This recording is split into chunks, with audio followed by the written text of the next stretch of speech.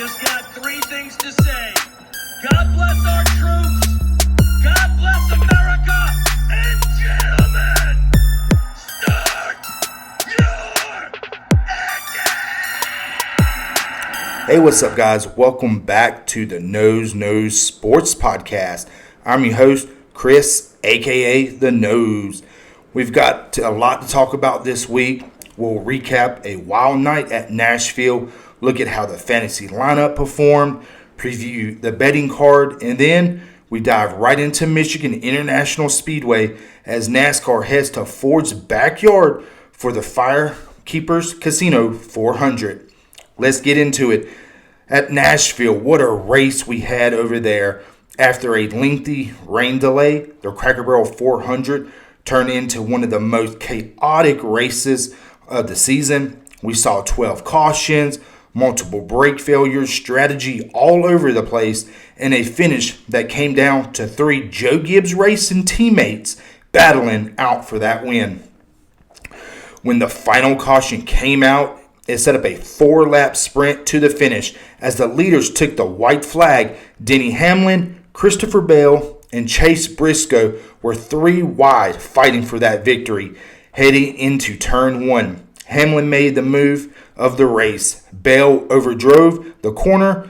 Chase Briscoe gave a little room on the outside, and then Denny Hamlin shot underneath both of them. From there, he cleared the field and drove away to pick up his second win of the season and his 62nd, maybe 63rd win of his career.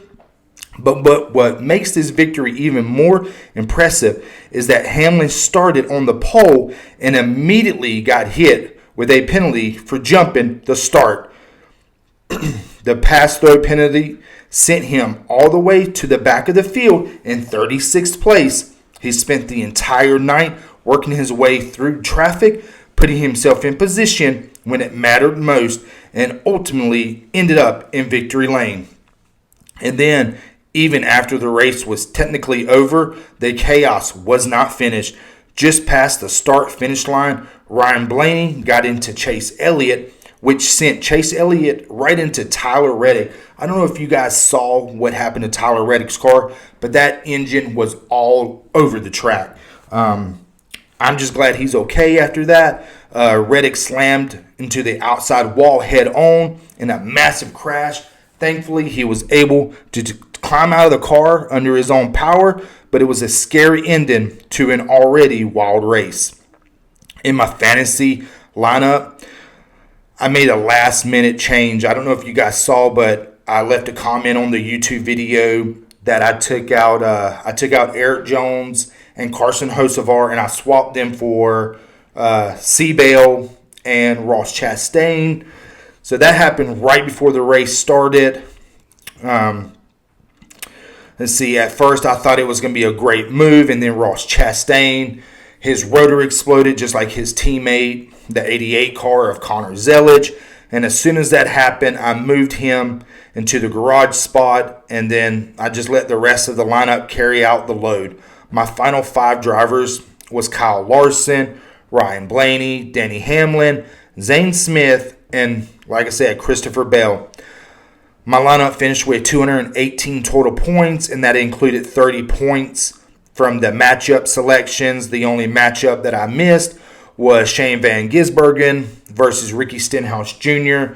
And honestly, I can live with that one because Stenhouse shocked everybody by bringing home a 4th place finish, while SVG, he also shocked people, and he finished 5th place. So we only missed that matchup by 1 spot, so we could have easily hit a second week in a row for a perfect 4 for 4. This week, I think we have a pretty good shot at going 4 for 4. It just happened to run into a good day for Stenhouse. I think he shocked everybody. He shocked me. My 36 for 36 pick, I went with Zane Smith. He delivered 28 points for me, and that's exactly what you're looking for from a value play.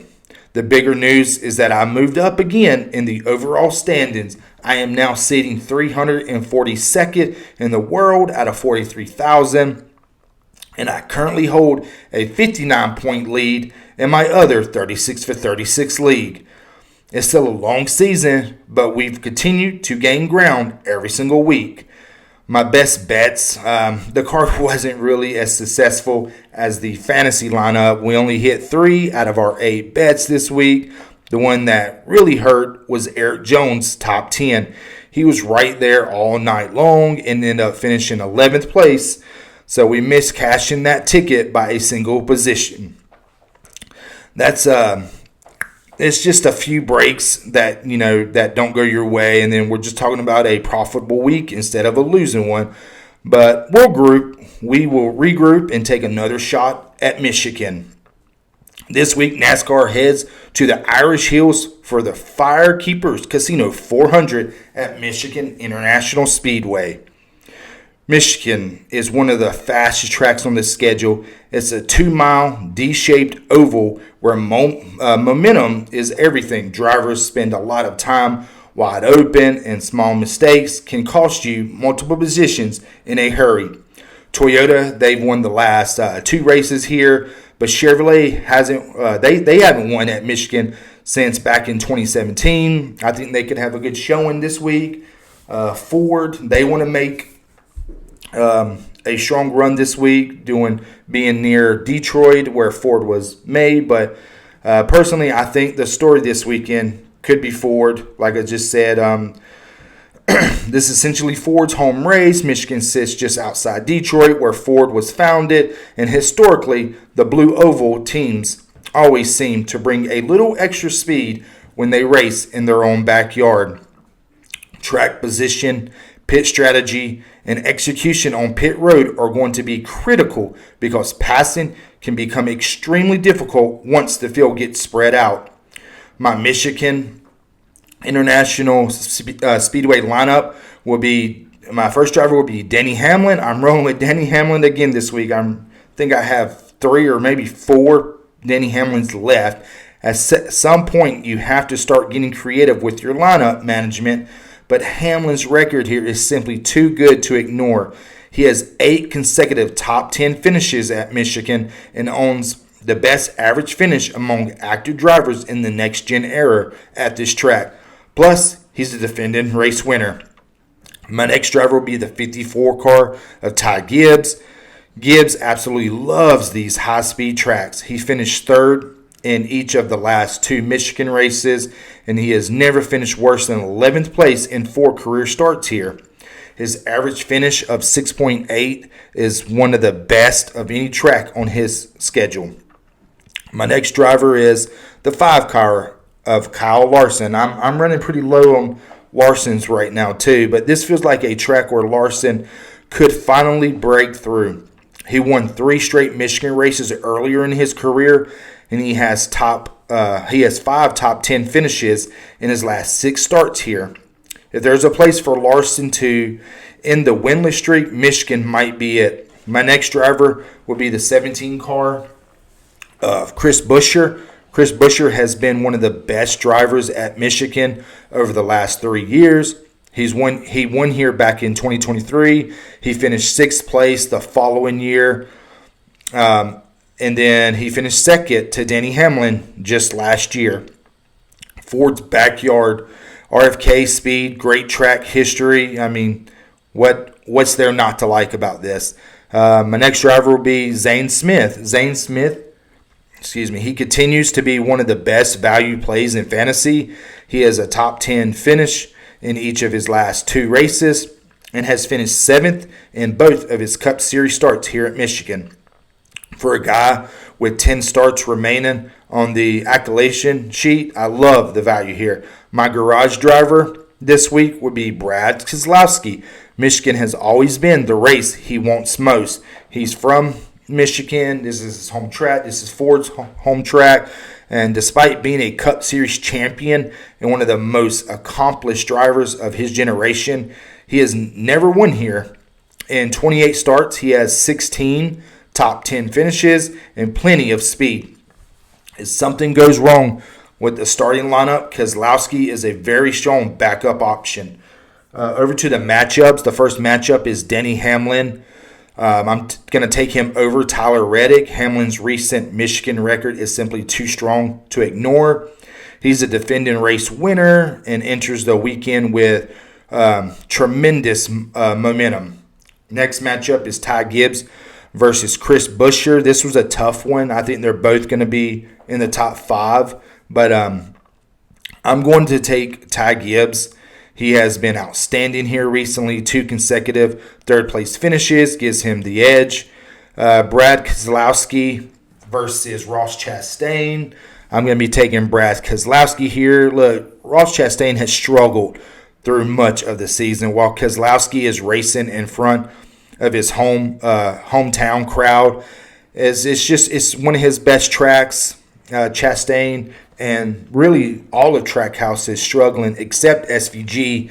So I thought this was a pretty easy pick that Brad K will take over Ross Chastain. The last matchup will be the 77 car of Carson Hocevar versus Bubba Wallace. Bubba has shown speed at Michigan, but Carson Hocevar continues to impress and will have the support of the Michigan fans behind him this weekend. So I will be taking the 77 Carson Hocevar. I've seen some odds for Carson Hocevar to win outright, if you want to take that. Over to my 36 for 36 pick. I've seen that Zane Smith is a very strong pick for the 36 for 36, but as you know, I used Zane Smith last week. So this week, I will be rolling with the 17 car of Chris Buescher. Over the last 3 Michigan races, he owns an average finish of 3.0. He won here 3 years ago, followed that with a 6th place finish, and then last year's runner-up, second place last year. The track history speaks for itself, and I think he's one of the safest plays on the board this week. I got a few best bets for you for this week, and here's what I'm betting. I'm going to take Toyota to win the race again. It's juicy, very juicy. It's a minus 160, but I think Toyota is the manufacturer to beat this week. Another bet that I'm going to be going with would be Eric Jones for a top 10. Last week we missed it by 1 spot. He has good history here, and I think Eric Jones, a top 10, is a very good value at plus 250. I got Chris Buescher, a top 10. It's juicy. It's minus 175. Another one is Brad Keselowski, top 10. That's a plus 150. I think that's going to do it. Carson Hocevar, a top 10. It's only at a minus 120 right now over Bet365.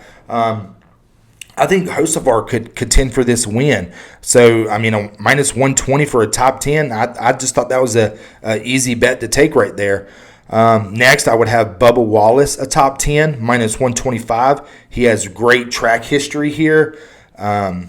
He could be one of the top Toyotas up front. I think him, Hamlin, Reddick could surprise people. Seabell, I mean, all these guys. Toyota, watch out for Toyota. Bubba could take this thing, but a top 10 at minus 125. I got Ty Gibbs, a top 5. That's a plus 140. His track history is good. And then the man that I want to talk about for a little bit is SVG. Coming into this season, a lot of people didn't think that he would even make the chase. He's sitting in 10th place right now. Last week at Nashville was his best oval finish with the fifth place finish. So, I mean, I think he could do something here. He likes to go fast. Goodyear has a new tire that they're trying out this year, and I think SVG is one of the best racers out there that he knows how to control his tire wear. So I think SVG, a top 10 at plus 375 it's great value, and I think this could hit. SVG at top 10. Well, that's going to do it for this week's episode. If you enjoyed the show, make sure to like, subscribe, and share it with your friends. It really helps grow the channel, and I truly, truly appreciate all the support. Until next time, this has been another episode of the Nose Knows Sports Podcast. I'm Chris, a.k.a. The Nose. God bless, and enjoy the race.